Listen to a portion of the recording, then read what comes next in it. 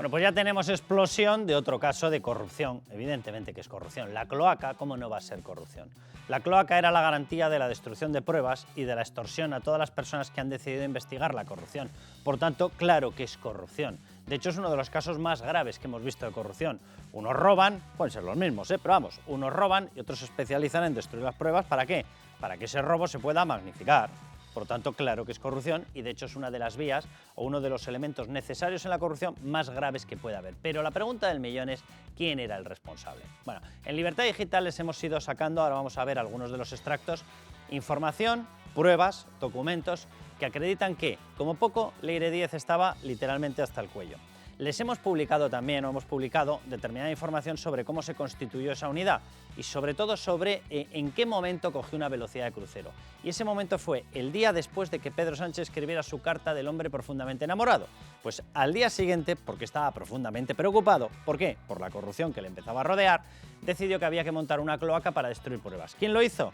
Lo hizo él. ¿Por qué? Porque la reunión fue con Santos Cerdán y Leire Díez. ¿Y Santos Cerdán movía un milímetro si no le daba la orden el gran jefe? Ni de broma. Pero vamos a escuchar a Leire Díez. Yo no tengo contacto con el presidente del gobierno. Ah, no, seguro. Ya sabe usted que aquí no, hombre, como poderse se puede mentir, lo demostró la presidenta del Congreso de los Diputados, pero no se debe, porque luego se ve uno incurso en problemas, señora Díez. ¿No habló usted nunca con el presidente del gobierno, jamás? No. ¿No? Fotografías tenía, vamos, para empezar y no acabar el día. Contacto en Twitter tenían, y eso lo hemos acreditado y probado. Dice que no hablaba con él, pues no sé qué se enviarían a través de mensajes, no lo sabemos, ¿verdad? Ella lo sabrá. Ahora, es la misma persona y con la misma credibilidad que dice que todo lo que hacían de investigar a la juez Viedma, al juez Peinado, al fiscal jefe anticorrupción, al teniente coronel Balas, era para un libro que estaba escribiendo sobre hidrocarburos. Pues pedazo de hidrocarburo debía ser. Venga, bueno, vamos con algunas de las pruebas y díganme ustedes qué es lo que aparece aquí. Esto que están viendo son fragmentos del Drive, de una especie de archivo central compartido, al que tenían acceso Pere Dolcet, Leire Díez, tenían otras personas cuyos nombres preferimos no revelar, que estaban dentro de esa unidad, y todos ellos podían acceder a los distintos archivos que se estaban trabajando. Se podía comprobar además que unos estaban adscritos a determinadas personas, a Leire, a Javier Pérez Dolcet, y ahí se pueden leer cositas tan interesantes como, por ejemplo, Teresa Palacios, Audiencia Nacional, una juez, había un expediente. Había, por ejemplo, denuncias Luzón. ¿Quién es Luzón? Alejandro Luzón, el fiscal jefe anticorrupción. ¿Eran denuncias reales? No, era cómo estaban preparando ellos una cadena de denuncias falsas para cargarse profesionalmente a Luzón. Aparece de todo, aparecen periodistas, decían ellos, vinculados con Villarejo, bueno, es lo que decían ellos, pero la cuestión es que hacían seguimiento de periodistas. Aparecían policías, aparecían relato cloacas del Estado, también estaban metidos en todo el tema de eso que dicen ellos, que es la Operación Cataluña. Aparecen otro tipo de, miren, fíjense, por ejemplo, primera fase, Peinado, el juez Peinado. Ahí aparecía absolutamente de todo y absolutamente de todo lo que querían remover. Por cierto, aparecían algunos de los rastros que dejan constancia de que también estaban metidos en el bulo de la famosa bomba Lapa, que si se la iban a poner, esto que dieron, por ejemplo, en Radio y Televisión Española, dándole mucha cancha a esta historia, que era un pedazo de bulo como la copa un pino, que la UCO estaría pensando en ponerle una bomba Lapa al coche del presidente del gobierno. Pedazo de mentira. Bueno, pues qué casualidad que 3-4 meses antes de que se divulgara el bulo,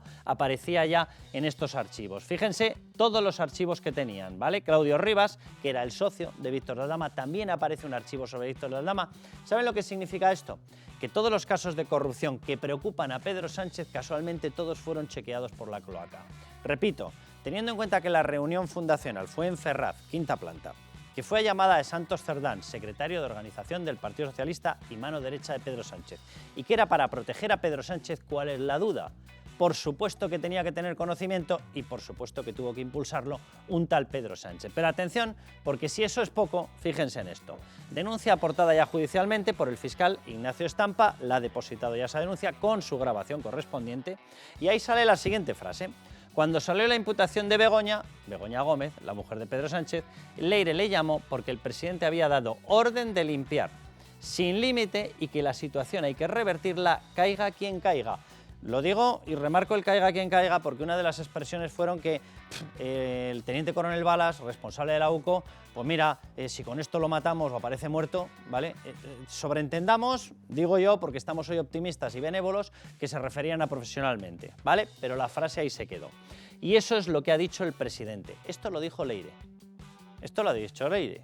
Leire Díez aquí aseguraba que sí tenía contacto con el presidente del gobierno, fotografías tiene, contacto a través de redes sociales, a través de Twitter tenía, pero luego ya nos dice que nunca jamás habló con él. Pero todo era para protegerle a él, y el que se encargó de relanzar el equipo y de hacer una reunión fundacional en la planta noble de la sede central de Ferraz, cuyo jefe es este, fue Santos Cerdán, que es la mano derecha de este. Y tenemos que pensar que Pedro Sánchez no está metido en el ajo, por amor de Dios.